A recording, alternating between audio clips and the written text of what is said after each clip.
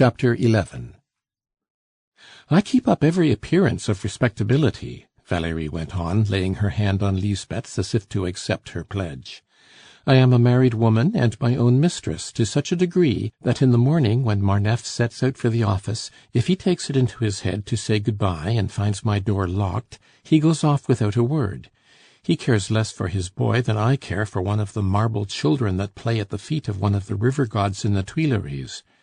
If I do not come home to dinner, he dines quite contentedly with the maid, for the maid is devoted to monsieur, and he goes out every evening after dinner and does not come in till 12 or 1 o'clock. Unfortunately, for a year past, I have had no lady's maid, which is as much as to say that I am a widow. I have had one passion, once have been happy. A rich Brazilian, who went away a year ago, my only lapse. He went away to sell his estates, to realize his land, and come back to live in France. What will he find left of his Valerie? A dunghill. Well, it is his fault and not mine. Why does he delay coming so long? Perhaps he has been wrecked, like my virtue." "Good-bye, my dear," said Lisbeth abruptly. "We are friends forever. I love you, I esteem you, I am wholly yours. My cousin is tormenting me to go and live in the house you are moving to in the Rue Vanneau, but I would not go, for I saw at once the reasons for this fresh piece of kindness." "Yes, you would have kept an eye on me, I know," said Madame Marneffe. "That was, no doubt, the motive of his generosity," replied Lisbeth. "In Paris, most beneficence is a speculation, as most acts of ingratitude are revenge. To a poor relation you behave as you do to rats to whom you offer a bit of bacon. Now I will accept the Baron's offer, for this house has grown intolerable to me. You and I have wit enough to hold our tongues about everything that would damage us, and tell all that needs telling. So, no blabbing, and we are friends." "Through thick and thin!" cried Madame Marneffe, delighted to have a sheep-dog, a confidant, a sort of respectable aunt. "Listen to me. The Baron is doing a great deal in the Rue Vanneau." "I believe you," interrupted Lisbeth. "He has spent 30,000 francs. Where he got the money, I'm sure I don't know, for Josepha the singer bled him dry. Oh, you are in luck," she went on. "The Baron would steal for a woman who held his heart in 2 little white satin hands like yours." "Well, then," said Madame Marneffe, with the liberality of such creatures, which is mere recklessness, "look here, my dear child, take away from here everything that may serve your turn in your new quarters, that chest of drawers, that wardrobe and mirror, the carpet, the curtains."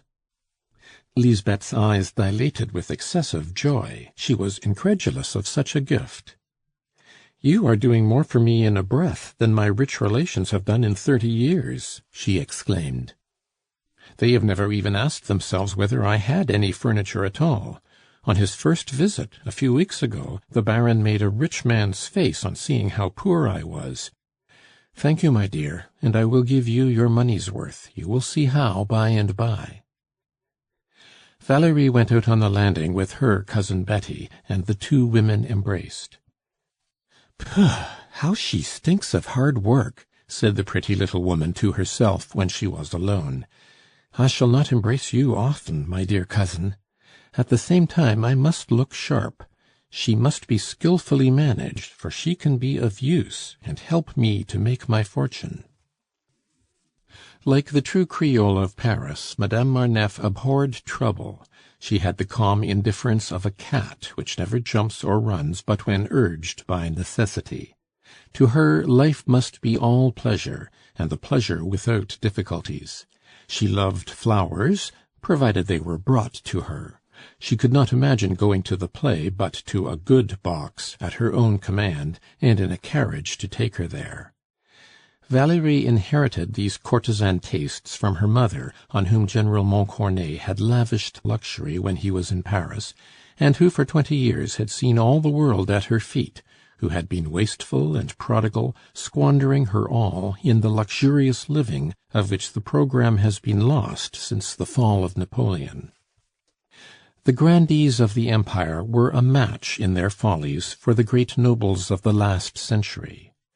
Under the Restoration, the nobility cannot forget that it has been beaten and robbed, and so, with 2 or 3 exceptions, it has become thrifty, prudent, and stay-at-home, in short, bourgeois and penurious.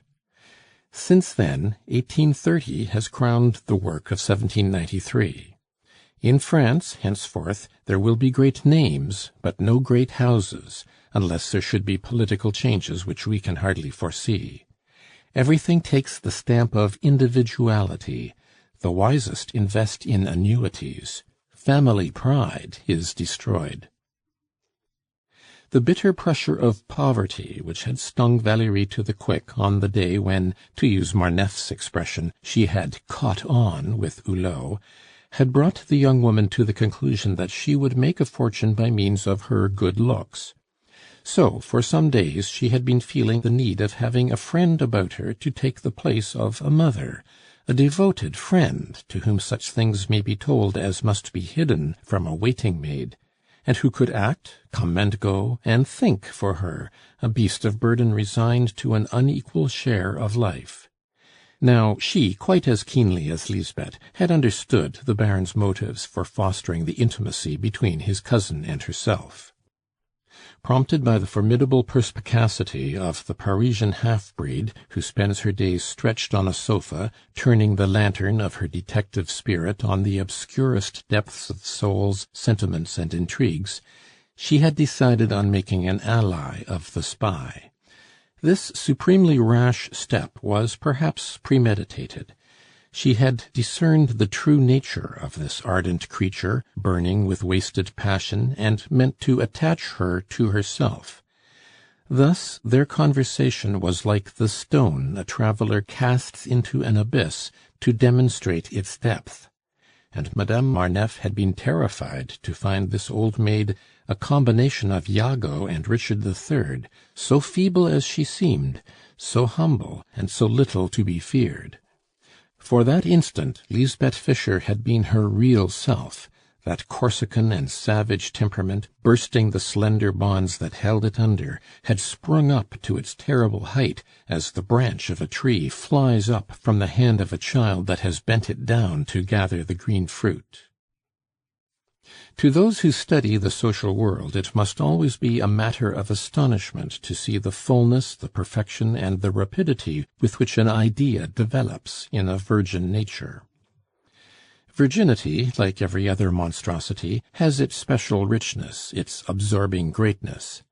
Life, whose forces are always economized, assumes in the virgin creature an incalculable power of resistance and endurance.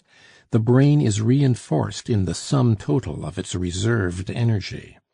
When really chaste natures need to call on the resources of body or soul, and are required to act or to think, they have muscles of steel, or intuitive knowledge in their intelligence, diabolical strength, or the black magic of the will.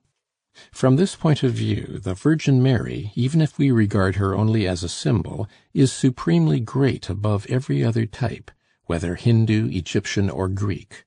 Virginity, the mother of great things, magna parens rerum, holds in her fair white hands the keys of the upper worlds.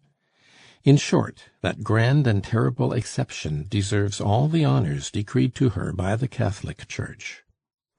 Thus, in one moment, Lisbeth Fischer had become the Mohican whose snares none can escape, whose dissimulation is inscrutable, whose swift decisiveness is the outcome of the incredible perfection of every organ of sense. She was hatred and revenge, as implacable as they are in Italy, Spain, and the East. These two feelings, the obverse of friendship and love carried to the utmost, are known only in lands scorched by the sun. But Lisbeth was also a daughter of Lorraine, bent on deceit. She accepted this detail of her part against her will. She began by making a curious attempt, due to her ignorance. She fancied, as children do, that being imprisoned meant the same thing as solitary confinement. But this is the superlative degree of imprisonment, and that superlative is the privilege of the criminal bench. As soon as she left Madame Marneffe, Lisbeth hurried off to Monsieur Rivet, and found him in his office. "Well, my dear Monsieur Rivet," she began, when she had bolted the door of the room, "you were quite right. Those Poles, they are low villains, all alike, men who know neither law nor fidelity." "And who want to set Europe on fire," said the peaceable Rivet, "to ruin every trade and every trader for the sake of a country that is all bogland, they say, and full of horrible Jews, to say nothing of the Cossacks and the peasants, a sort of wild beasts classed by mistake with human beings. Your Poles do not understand the times we live in. We are no longer barbarians. War is coming to an end, my dear mademoiselle. It went out with the monarchy. This is the age of triumph for commerce and industry and middle-class prudence, such as were the making of Holland. Yes," he went on with animation, "we live in a period when nations must obtain all they need by the legal extension of their liberties and by the pacific action of constitutional institutions. That is what the Poles do not see, and I hope— You were saying, my dear," he added, interrupting himself when he saw from his workwoman's face that high politics were beyond her comprehension. "Here is the schedule," said Lisbeth. "If I don't want to lose my 3,210 francs, I must clap this rogue into prison." "Didn't I tell you so?" cried the oracle of the Saint-Denis quarter. The Rivets, successor to Pons Brothers, had kept their shop still in the Rue des Mauvaises Paroles, in the ancient Hôtel Langeais, built by that illustrious family at the time when the nobility still gathered round the Louvre.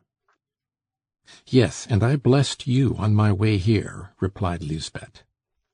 "If he suspects nothing, he can be safe in prison by 8 o'clock in the morning," said Rivet, consulting the almanac to ascertain the hour of sunrise. "But not till the day after tomorrow, for he cannot be imprisoned till he has had notice that he is to be arrested by writ, with the option of payment or imprisonment. And so—" "What an idiotic law!" exclaimed Lisbeth. "Of course the debtor escapes." "He has every right to do so," said the assessor, smiling. "So this is the way—" "As to that," said Lisbeth, interrupting him, "I will take the paper and hand it to him, saying that I have been obliged to raise the money, and that the lender insists on this formality. I know my gentleman. He will not even look at the paper; he will light his pipe with it." "Not a bad idea, not bad, Mademoiselle Fischer. Well, make your mind easy, the job shall be done. But stop a minute. To put your man in prison is not the only point to be considered. You only want to indulge in that legal luxury in order to get your money. Who is to pay you?" "Those who give him money." "To be sure. I forgot that the Minister of War had commissioned him to erect a monument to one of our late customers. Ah, the House has supplied many a uniform to General Montcornet. He soon blackened them with the smoke of cannon. A brave man he was, and he paid on the nail." "A Marshal of France may have saved the Emperor or his country. He paid on the nail will always be the highest praise he can have from a tradesman." "Very well. And on Saturday, Monsieur Rivet, you shall have the flat tassels. By the way, I am moving from the Rue de Doyenne. I am going to live in the Rue Vanneau." "You are very right. I could not bear to see you in that hole, which, in spite of my aversion to the Opposition, I must say is a disgrace. I repeat it, yes, is a disgrace to the Louvre and the Place du Carrousel.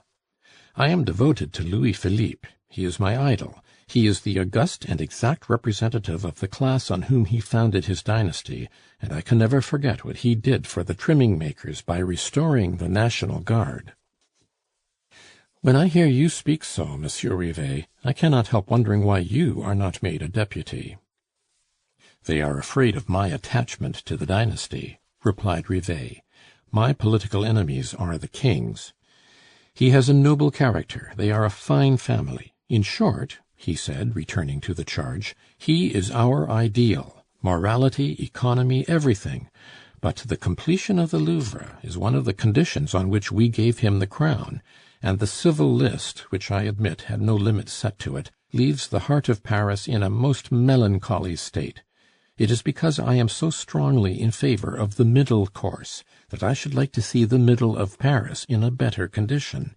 Your part of the town is positively terrifying. You would have been murdered there one fine day. And so your Monsieur Crevel has been made major of his division. He will come to us, I hope, for his big epaulette. I am dining with him tonight, and will send him to you." Lisbeth believed that she had secured her Livonian to herself by cutting him off from all communication with the outer world. If he could no longer work, the artist would be forgotten as completely as a man buried in a cellar, where she alone would go to see him.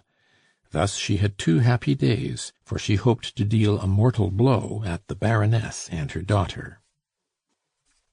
To go to Crevel's house in the Rue de Saussay, she crossed the Pont du Carrousel, went along the Quai Voltaire, the Quai d'Orsay, the Rue Bellechasse, Rue de l'Université, the Pont de la Concorde, and the Avenue de Marigny. This illogical route was traced by the logic of passion, always the foe of the legs. Cousin Betty, as long as she followed the line of the quays, kept watch on the opposite shore of the Seine, walking very slowly. She had guessed rightly. She had left Wenceslas dressing. She at once understood that, as soon as he should be rid of her, the lover would go off to the Baroness's by the shortest road. And, in fact, as she wandered along by the parapet of the Quai Voltaire, in fancy suppressing the river and walking along the opposite bank, she recognized the artist as he came out of the Tuileries to cross the Pont Royal. She there came up with the faithless one, and could follow him unseen, for lovers rarely look behind them. She escorted him as far as Madame Hulot's house, where he went in like an accustomed visitor. This crowning proof, confirming Madame Marneffe's revelations, put Lisbeth quite beside herself. She arrived at the newly promoted major's door in the state of mental irritation which prompts men to commit murder, and found Monsieur Crevel senior in his drawing-room, awaiting his children, Monsieur and Madame Hulot junior. But Célestin Crevel was so unconscious and so perfect a type of the Parisian parvenu that we can scarcely venture so unceremoniously into the presence of César Birotteau's successor.